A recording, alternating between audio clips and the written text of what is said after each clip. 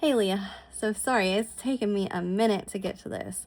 Um, I will tell you, teaching 3 courses for LSU, doing my normal job, which we just had our superintendent's reader awards ceremony last Friday, so I planned that. We're AP testing now for the next 2 weeks, and building this new library collection with 14,000 books is a lot. So, you had asked how I kind of found my career path. So I grew up in a very small town in central Illinois. We had 1,300 people. My high school now has more kids than we had in my town. So small town growing up, 70 kids per class. Went to community college, had no idea what I wanted to do. So I just went as an undeclared major. I started taking my social and psych classes. I'm like, I really like these.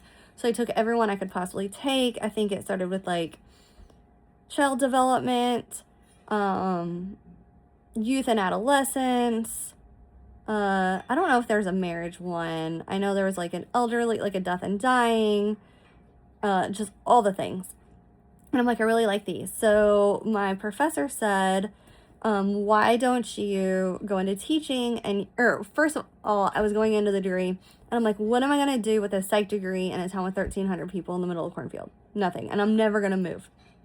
So then I was talking to one of my professors, and she's like, well, why don't you get into teaching? Then you will always be in the field learning everything that's coming out, and you can share your passion with others. Like, that sounds great. So I changed my major to teaching. And then before I graduated, I realized that that was only taught at the high school level, and I hated high school. I graduated early because I was bullied and I wanted out of high school. Said I'll never work in a high school. So then I switched to special ed. So I graduated with my associates in teaching with a focus in special ed. Transferred to Illinois State for university. And there I was walking through a building. It was called U-High. So all the professors take their kids to school, they get free education. And then anybody going to school for teaching does like your student, like before your student teaching. So like your field stuff and practice stuff there.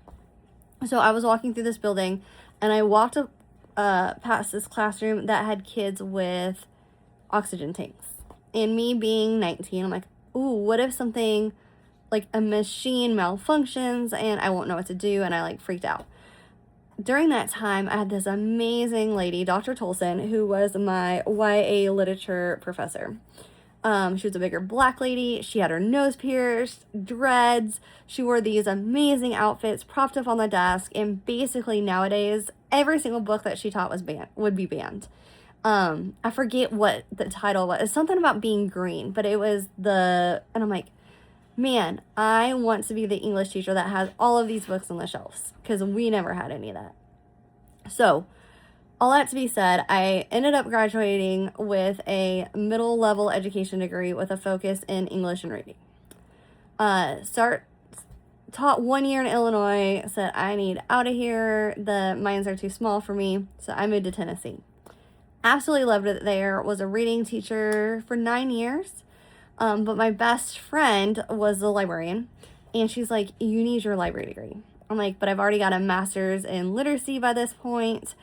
I'd already taken my EDS, which is in administration and leadership. She's like, but you have your EDS and admin. The library science endorsement is just an add-on. Still took me another 2 years. So I got my school librarianship endorsement from Middle Tennessee State. Then I think it took me like 2 years to get out of the classroom. And I loved it because I still had the same hours, still in the same school system, but I didn't have to grade essays and I didn't have to deal with parents. So that was kind of my push to move. I started out at a 612 magnet. In Tennessee, they have 2 media specialists for high school. The lady I worked with is absolutely insane. I have never met a more rude lady in my entire life. So then I'm like, shoot, I got the job. And then I didn't take my praxis yet, so they offered it to somebody else. And then that lady quit, and I got hired in January. There's a reason she quit after 6 months. I should have known that. So I reached out to a lady that had worked with her and said, hey, you moved to Florida. Like, how'd you deal with this lady for 7 years? So we became Twitter friends.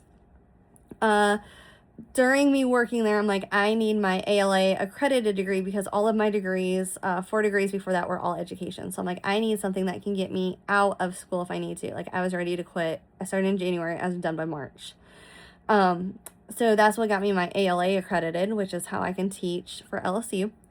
I reached out to a lady in Florida. She talked me through everything. And then before the end of the year was over, my coworker kindly showed me that there was another school that was hiring and suggested I apply. Needless to say, I did that night, got the job, didn't even tell them, just packed my stuff and left. So then I was at a middle school for a year and a half, transferred to a high school. I ended up there 4 years thinking I was going to transfer to the new high school that they were building, which is the last school that they have opened. So I'm very excited about my new one. I was there. We went through COVID at the high school. The new lady I worked with was not a joy, not as bad as that first one, but I just really hated it there every day. So the lady that moved to Florida had worked here at Key West, and so she resigned and I lucked into her job. So that's how I came down here. I've been here 4 years. She's actually taking back over for me. They're completing the new middle school that I am designing. So that's where I'm headed. So all that to say, I had no idea what I wanted to do. If it wasn't for Psych and Soc, I probably would have never got into teaching. Loved teaching, love working with kids, love the schedule. An English teacher with all the essays and stuff is not for me. Maybe I could go back for history, but I don't know all the facts and love them and all the things. So that's kind of what I did. If you are thinking public library, just kind of compare. Schools usually make a little bit more than public libraries if that matters to you. If you have kids, the hours are obviously better. You don't actually get paid for your summers off, but they give you a salary and they stretch it. So you do get paid during the summer. But then you could also do a fun job. You could do no job. You could do all the things. So a lot of information there. Digest it as you need to. Feel free to email me questions at any time, and we will go from there.